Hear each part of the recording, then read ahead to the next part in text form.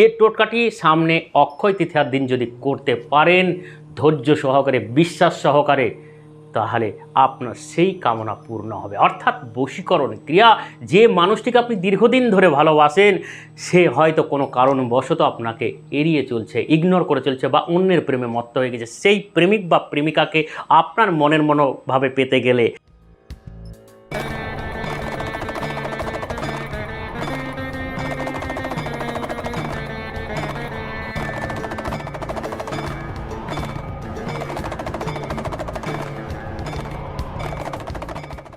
নমস্কার দর্শকবৃন্দু, আমি উজ্জ্বল শাস্ত্রী।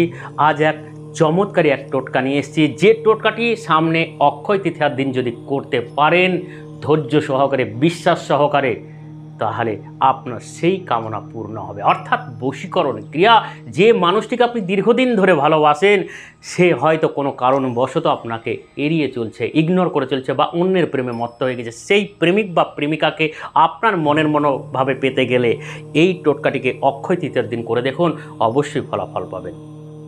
তাই অক্ষয় তৃতীয়ার দিন এই ভিডিওতে আমি যেমন যা বলছি ঠিক তেমনভাবেই যদি ঘরে বসে এই ক্রিয়াটিকে করতে পারেন মনোযোগ সহকারে, অবশ্যই সেই মানুষটিকে আপনি আপনার মনের মতোভাবে কাছে পাবেন। আর এইসব কাজের জন্য আমাদের মতো তান্ত্রিক, জ্যোতিষী, কবিরাজির কাছে গিয়ে কোনো টাকা পয়সা খরচ করার প্রয়োজন নেই। সমস্যা আছে, সমাধানের রাস্তা আছে। এর জন্য এই ভিডিওতে যেমন যা বলছি ঠিক তেমনভাবে বিশ্বাস সহকারে যদি করতে পারেন, ধৈর্য সহকারে যদি করতে পারেন, অবশ্যই ফলাফল লাভ পাবেন। তাই কি করবেন? বাড়ির আশেপাশে বনে জঙ্গলে, ঘরের কোনা কানাচিতে সব জায়গাতেই আছে দুর্বা ঘাস। এই দুর্বা ঘাস বেছে বেছে আপনি 108টা 7টা পাতাযুক্ত, ঠিক এই খাড়া দেখে নেবেন, লম্বা দেখে নেবেন, পরিষ্কার পরিচ্ছন্ন হবে, ডালগুলোকে সুন্দর করে বেছে বেছে 7টা পাতা আছে এই রকম পাতাযুক্ত দুর্বা ঘাস আপনাকে বেছে বেছে 108টা জোগাড় করে নিতে হবে। একটি পাত্রে ঘি রাখবেন, আর সামনে একটি পাত্রে কিছু কাঠের টুকরো দিয়ে, কাঠ দিয়ে বা কাঠের টুকরো বা কাঠ একই ব্যাপার, এই কাঠের টুকরো তাতে একটু কর্পূরের টুকরো আর ধুনো দেবেন।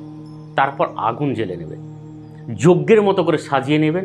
কারোর বাড়িতে যদি কাঠের টুকরো বা কাঠ দিয়ে আগুন জ্বালতে যদি অসুবিধা হয় তাহলে পরে একটি পাত্রের মধ্যে ধুনো দিবেন, ধুনোর মধ্যে একটি কর্পূরের টুকরো দিবেন, তারপর আগুন জ্বালবেন। দেখবেন অনেকক্ষণ ধরে আগুন জ্বলবে। যদি আগুন নিভিয়ে আসে আবার কিছুটা ধুনো কর্পূর দেবেন, এইভাবে আগুনটা জ্বালিয়ে রাখবেন।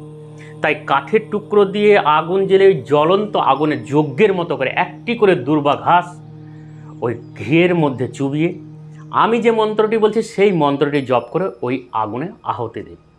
এইভাবে 108টা দুর্বা ঘাস 108 বার মন্ত্র জপ করে আগুনে আহুতি দেব।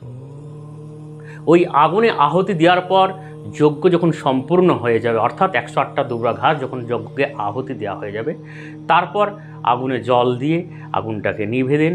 তারপর সেই ভস্য বা ছাই টিকা আকারে আপনি কপালে দিতে থাকুন কিছুদিনের জন্য। তার যার নাম করে আপনি যে ক্রিয়াটি করলেন সে যে কোথায় লুকিয়ে আছে, কোন জায়গায় লুকিয়ে আছে, কার সঙ্গে আছে, কোথায় আনন্দ ফুর্তি করে হচ্ছে আপনি নিজেও জানেন না, কিন্তু এই ক্রিয়াটি করার পর সে যে জায়গাতেই লুকিয়ে থাক, যত দূরেই থাক, যত তন্ত্রক্রিয়ার মাধ্যমে বন্ধন করা থাক না কেন, সব কিছু কেটে পাগলের মতো আপনার কাছে এসে ভালোবাসা ভিক্ষা চাইবে, পা ধরে ক্ষমা চাইবে, ভুল স্বীকার করবে। সেই রকমই যদি পাগলপানা বশীকরণ করতে হয় তাহলে এই টোটকাটিকে একবার কাজে লাগিয়ে দেখতে পারেন। মন্ত্রটি হচ্ছে ওং নম মহা যক্ষিণ্যই মম অমুক বশ্যং কুরু কুরু সাহা। এই মন্ত্রের মধ্যে যেখানে অমুক আছে সেই জায়গাটা আপনার সেই প্রিয় মানুষটির নামটি উচ্চারণ করুন। তাই ভিডিওটি সম্পূর্ণ দেখার পর কারোর কোথাও কিছু যদি অসুবিধা মনে হয়ে থাকে তাহলে অবশ্যই ফোন নাম্বারে ফোন করে সব কিছু জেনে বুঝে তারপর ক্রিয়াটি শুরু করুন। দেখুন অবশ্যই ফলাফল পাবেন। তাই আজকে এই পর্যন্ত। ভালো থাকুন, সুস্থ থাকুন, নমস্কার।